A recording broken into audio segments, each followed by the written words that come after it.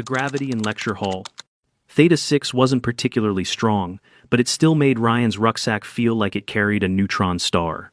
He shifted in his seat, the edge of the bench pressing into his lower spine, while overhead, the pulsing amber ceiling lights flickered in rhythm with the interstellar university's rotating orbital cycle. He had come here for the credits, not for a cultural showdown. Yet the moment Dr. Halvrix began pacing in front of the tiered seats, Ryan sensed something was about to unravel. Dr. Halvrix was renowned across 3 spiral arms for his work in comparative xenobiology, an elder of the Acethian species with a facial ridge that glowed faintly green when amused. Today, it practically pulsed. "Now, class, as we continue our survey of bipedal vertebrates," Halvrix began, swiping a 3-fingered hand to project a hollow diagram of a human skull, "we arrive at Homo sapiens, commonly known as humans. A social species, highly cooperative, physically fragile, and," he zoomed in on the dental structure, "herbivorous." A pause. The room stirred. Ryan's brow furrowed. Halvrix carried on, clicking his digits with the rhythm of certainty. "Observe the flat molars, the rounded jaw, a clear indication of herbivory.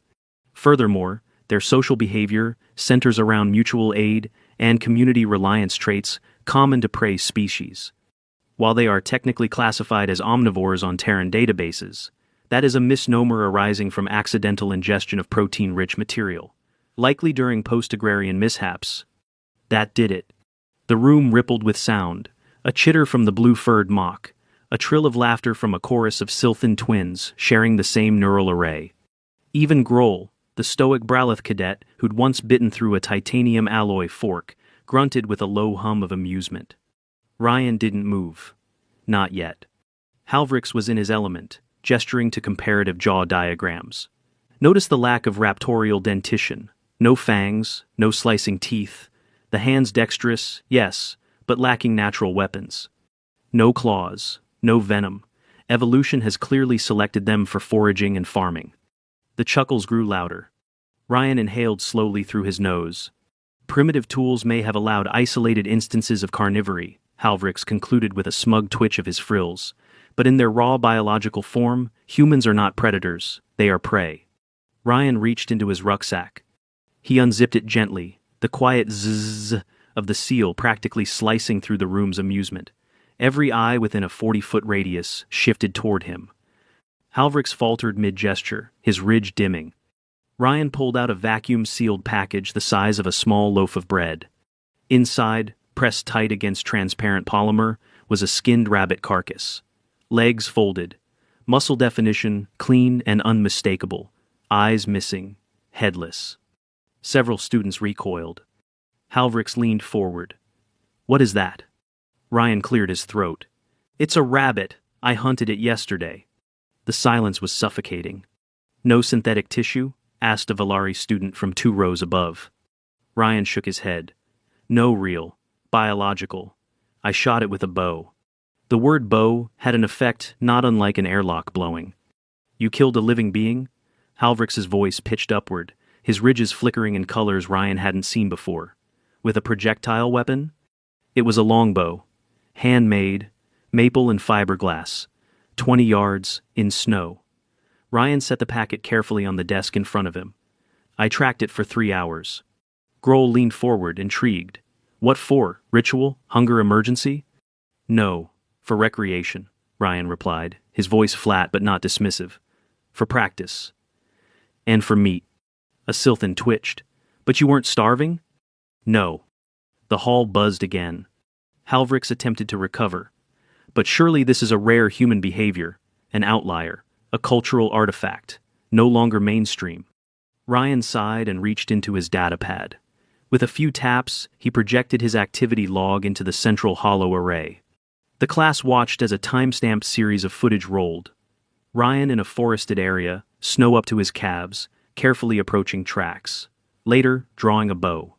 Finally, kneeling over the rabbit, hands steady, skinning it with visible effort. He spoke as the video played. "It was 12 degrees Celsius. Took me about 40 minutes to field dress it. Cut my hand on a rib when the knife slipped. Nothing serious." The footage confirmed it.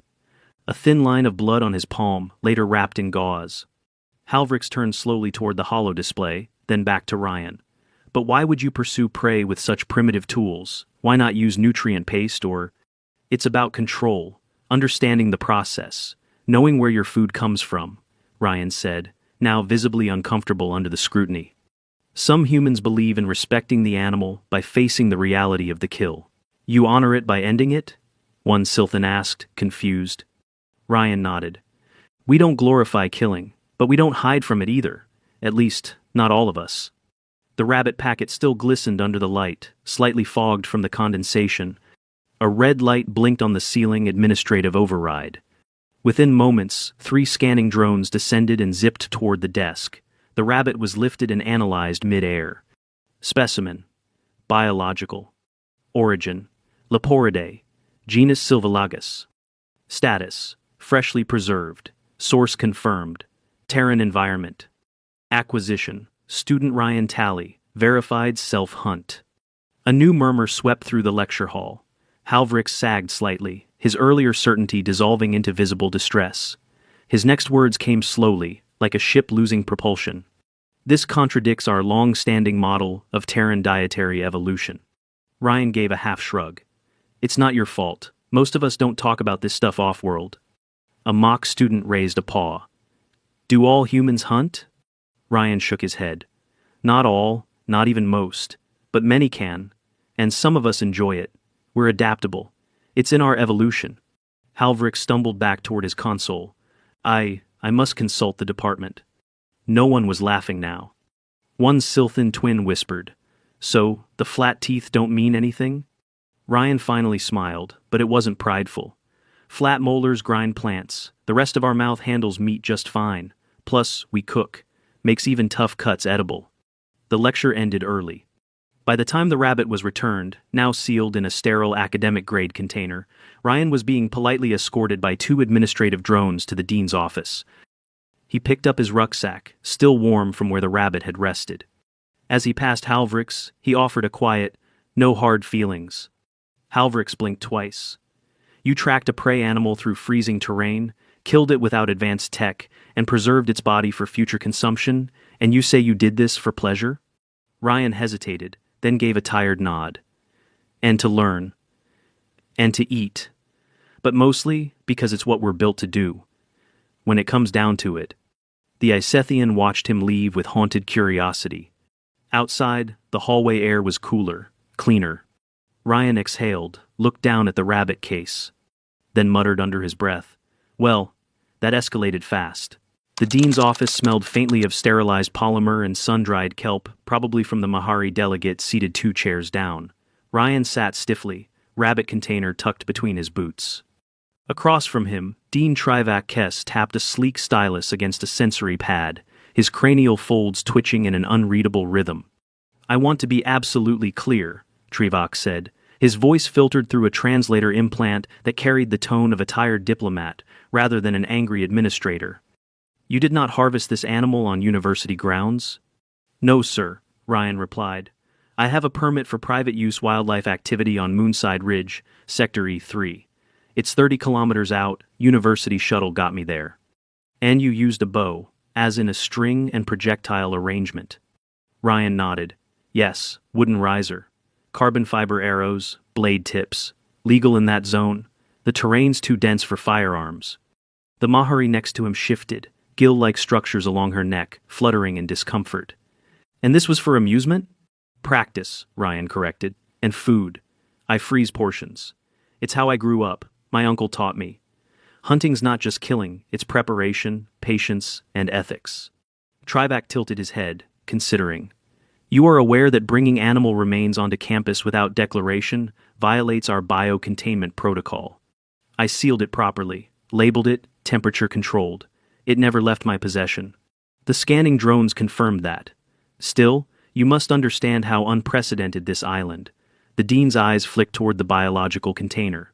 Especially following Professor Halvrix's unfortunate lecture. The Mahari's gills pulsed again.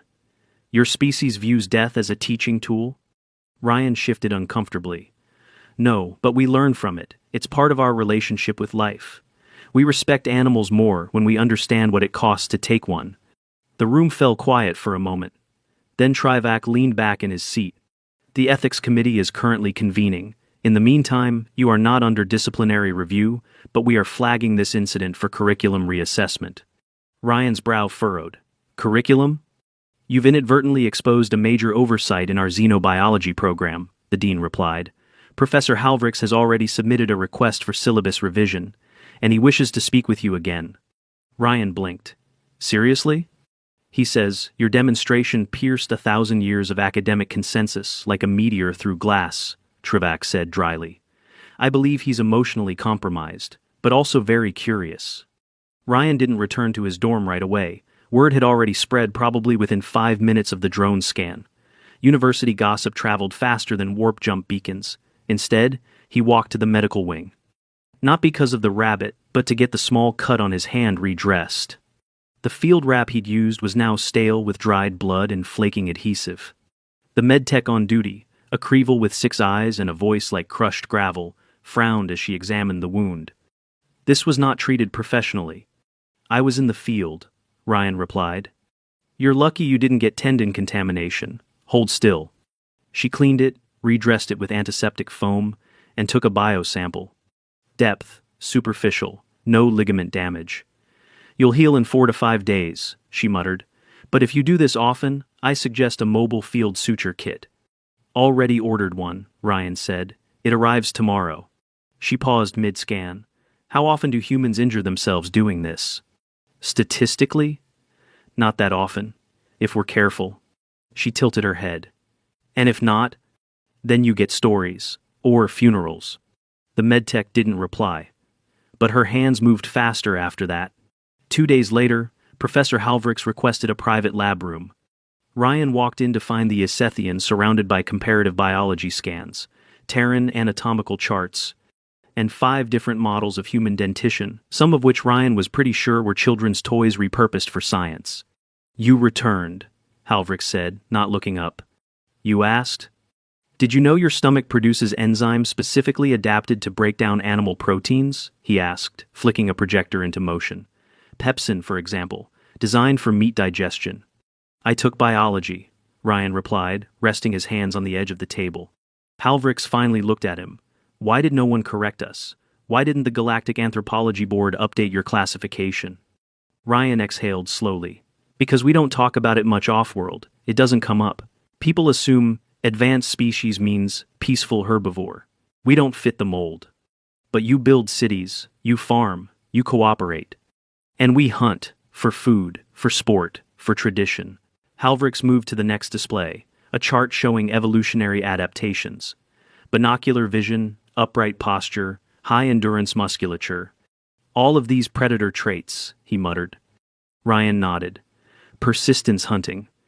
Our ancestors used to chase antelope until they collapsed from heat stroke. We're not strong, not fast, but we don't quit. Halvrix sat down slowly. You're social, but you're predators. Pack hunters, Ryan said, with tools. The professor stared at the display for a long while. Then he turned. I want to add a new section to the curriculum, a full lecture on human adaptive predation, with your help. Ryan hesitated. What does that mean? Guest speaker, demonstrations, controlled of course, no biological samples. Ryan raised an eyebrow. You want me to teach? I want to understand. Halvrix's frills dimmed. We've misrepresented your species to 6 generations of students. That cannot stand. Ryan looked down at his hand, still bandaged. All right, but I want to include the ethics, the respect part, the reasons behind it. Of course. And I'm not doing this to scare anyone. Halvrix gave a thin smile. You already did that just by being honest. By the end of the week, the lecture module was retitled Humans, Cooperative Apex Predators. The change caused mild diplomatic ripples across 24 allied planets. Ryan received several awkward messages from students he barely knew, including one mock who wanted to know if human meat tasted like rabbit. He did not reply. He spent most of the following weekend in his dorm, quietly rendering the rabbit into stew, portioning it into storage containers, and setting aside a bowl to eat in the student canteen. He used rosemary, dried onions, and a spice cube someone's cousin had smuggled from Earth. It was the first time all week he'd felt entirely at peace.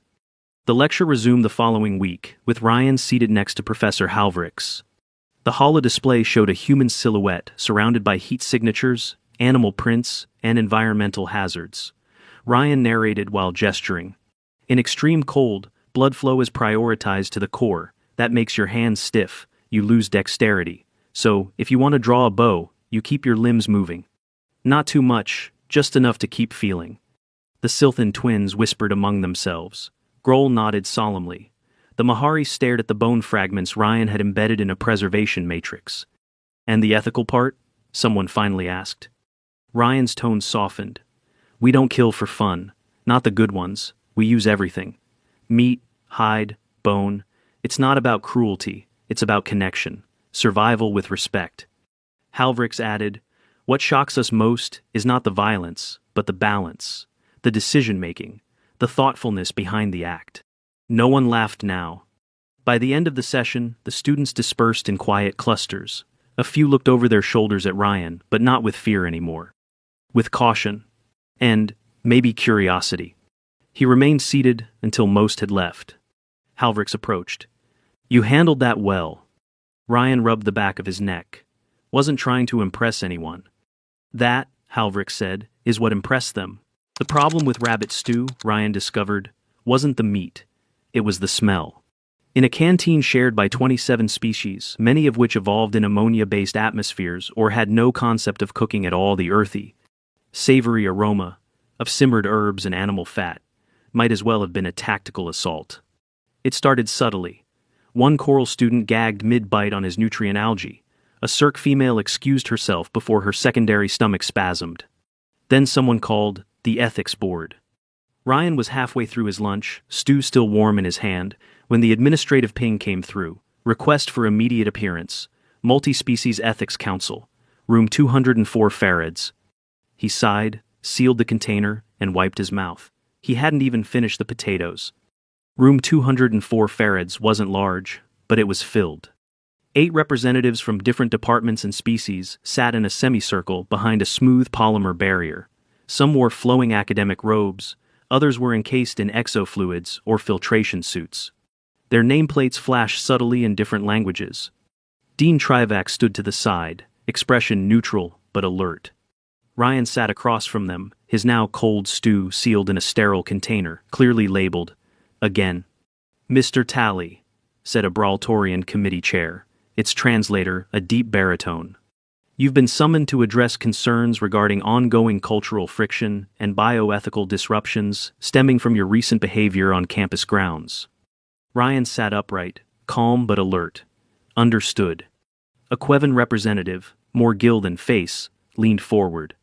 We acknowledge that your species is classified now as a cooperative predator, but the consumption of killed organisms in shared spaces is deeply distressing to many students. I didn't kill it here, Ryan said evenly. I cooked it in the designated student kitchenette. It's stored properly, no biological risk, just stew. A pause. But it smells, Mr. Talley. Another chimed in, this one a Skrell empath who reportedly hadn't eaten solid food in 40 years. There are students who can feel the heat signature of death in the air. Ryan looked around the room. He wasn't defiant, but he was tired of explaining the same things over and over. I followed all protocols. I didn't share it. I didn't push it on anyone. I labeled it non-synthetic biological protein and sealed it. Trivac finally spoke. Perhaps it would help if Mr. Talley shared more context about human food culture. This may clarify intent. Ryan exhaled through his nose. We don't just eat for fuel. For us, meals are rituals, social glue, identity. If we hunted it, we share it. That's not dominance, it's tradition. I didn't think my stew would become a galactic incident. You think this is your tradition, the Skrell said, but in a shared community, tradition must yield to the safety of others. Safety? Ryan asked, surprised. No one was in danger. This isn't about pathogens, it's discomfort. Discomfort leads to conflict, the Quevan countered. We've seen entire species driven from mixed campuses because one species would not yield dietary habits. Ryan clenched his jaw, then softened. Look, I get it, but I'm not pushing anything. I'm not waving blood around or forcing anyone to watch me eat. I'm doing what I've always done, respectfully. The Braltorian cleared his throat. Then perhaps a compromise. Private consumption. Restricted communal dining. So, I get my own table? You get a partition. Ryan looked at Trivac, who nodded subtly. It's not a punishment, it's accommodation. He wanted to argue, but he didn't. He just nodded.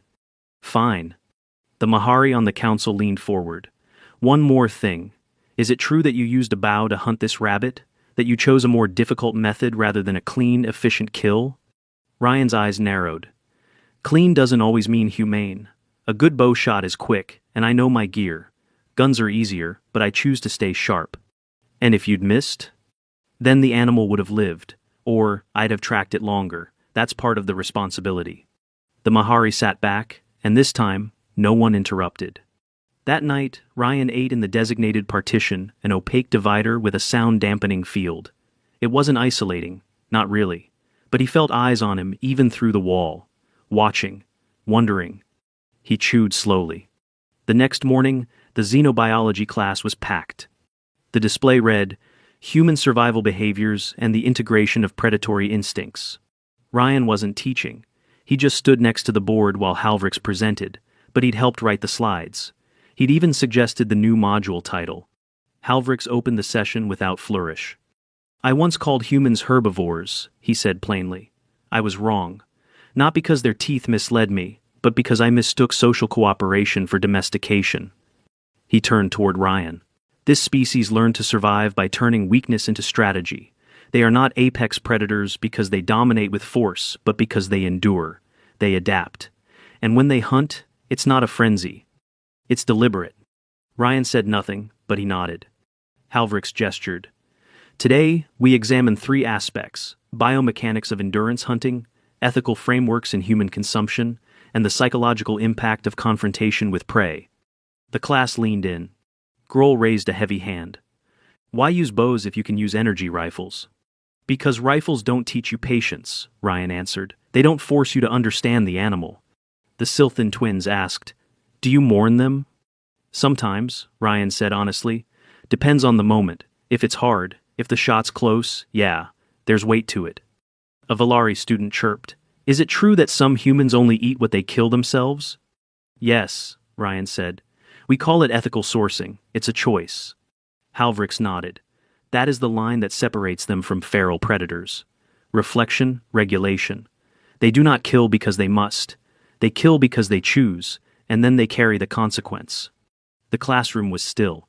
3 days later, Ryan found a note physically pinned to his dorm door. Would you teach me how to cook it? Not to kill, just to understand. Lutha. Mahari Studies. He smiled and folded the paper into his pocket. By the end of the month, the xenobiology department issued a university-wide statement. Human dietary and survival practices shall be categorized under Category A, adaptive predation behaviors, inclusive of ethical variance and socio-cultural weight. The old slides, flat teeth, prey species, foraging cooperative, were quietly retired. In their place, a human kneeling in the snow, a bow in hand, a tracked path behind him, and beside him, a preserved rabbit. Not a symbol of violence. A symbol of choice. The first chill of simulated autumn arrived with the university's seasonal recalibration, and with it came a faint rustle of curiosity across campus. Students layered up, climate controls adjusted, and the arboretum began its programmed leaf cycle, crimson, orange, and gold shedding in sheets across artificial grass. For Ryan, it wasn't just decorative. It meant squirrel season. He adjusted the string on his longbow, the curve of the limbs worn smooth from years of handling, and double-checked the broadheads. Not for squirrels he'd used small game blunts. But precision still mattered. The range outside the dorm annex was one of the few human-approved facilities that didn't make aliens recoil, and it gave him a place to keep his skills sharp. Squirrel hunting would have to wait until the weekend Moonside Ridge again, with proper permits, but today he just practiced. A few fellow students gathered near the observation window, whispering. No laughter now, just interest. Behind them, Halvrix stood beside a new holo display marked Extraterrestrial Predator Cultures. A quiet acknowledgement that, maybe, humans weren't so unique in being complex predators, just unique in how they carried it. That evening, Ryan carried a grocery satchel into the dorm kitchenette. He laid out prepped vegetables, dry herbs, and the frozen hindquarter of a squirrel he'd taken during the last legal window, already processed and vacuum-packed. A handful of students stood at a polite distance, hovering just inside curiosity's reach. He'd sent out an open invitation on the university network. Field cooking demo, wild game stew, Earth style, vegetarian options included. He wasn't trying to be political, he just wanted to stop being the story and start being the teacher. Lutha, the Mahari who'd left the note weeks ago, arrived first. She brought a cutting board and her own utensils, though Ryan gently explained that slicing vegetables didn't require breath masks. "You sure?" she asked, eyeing the squirrel meat. "My sense membranes are tuned to detect tissue trauma." Ryan paused, then said softly, "It's already over. What happens now is gratitude." That seemed to settle her. As they chopped, stirred, and measured, more students filtered in. A Silthan pair brought barley for texture. Grohl arrived late, offering dried sour fruit as a garnish, which no human in their right mind would ever pair with stew, but Ryan accepted it with a respectful nod. The stew simmered, slowly drawing out the flavors. Aromatic, rich, gamey, but not overwhelming. "You really tracked this through the forest?" Lutha asked, stirring the pot gently. "Over about 4 hours," Ryan said. "They move fast and erratic. You watch for bite marks on bark, nut husks, disturbed leaves. It's not just looking, it's listening. And if you didn't catch it, I'd go home empty. Sometimes that's the lesson. But you did catch it." He nodded. "And then what? You just celebrated?" "No, I cleaned it, bagged it, thought about the moment. That's the part people forget. It doesn't end with the kill, it ends with understanding." Lutha was quiet after that.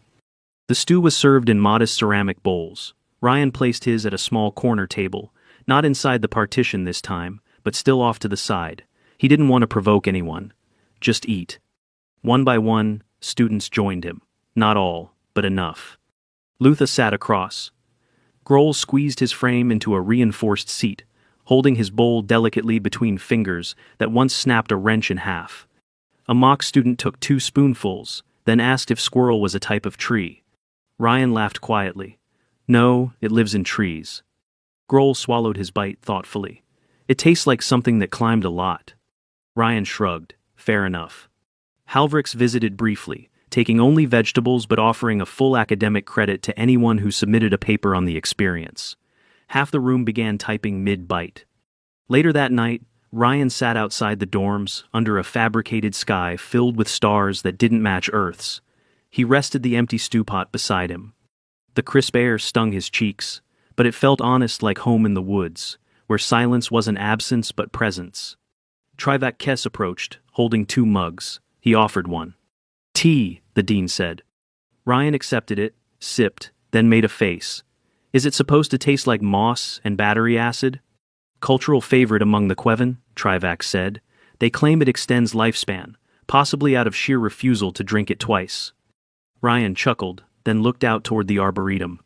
"Things have quieted down." "Somewhat," Trivak agreed. "But no one's avoiding you anymore. That's progress." Ryan didn't respond right away. Finally, he said, "I didn't come here to change the curriculum, just to study."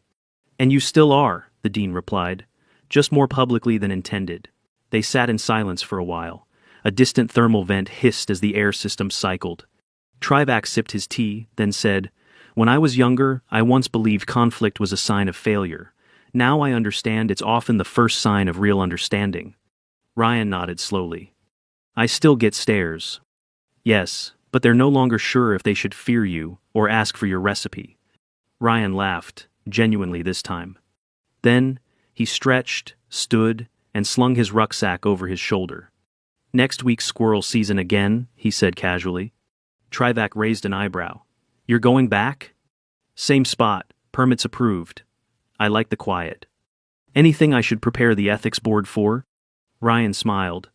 "Tell them I'm bringing back soup, vegetarian this time." "Mercy for the squirrels?" "Just variety," Ryan said. "Even predators know when to take a break." He walked off toward the lift, whistling a tune too old for the stars above him. A tune sung under pine trees and low clouds, where breath fogs in the cold and the world waits quietly for something ancient to move. Not a warning, not a threat. Just a man with a bow, a recipe, and a respect for the silence between predator and prey. And in that silence, the university had learned something unexpected. That humanity wasn't terrifying because it could kill. It was terrifying because it chose not to most of the time. But when it did, it remembered, honored, shared, and always, always brought salt.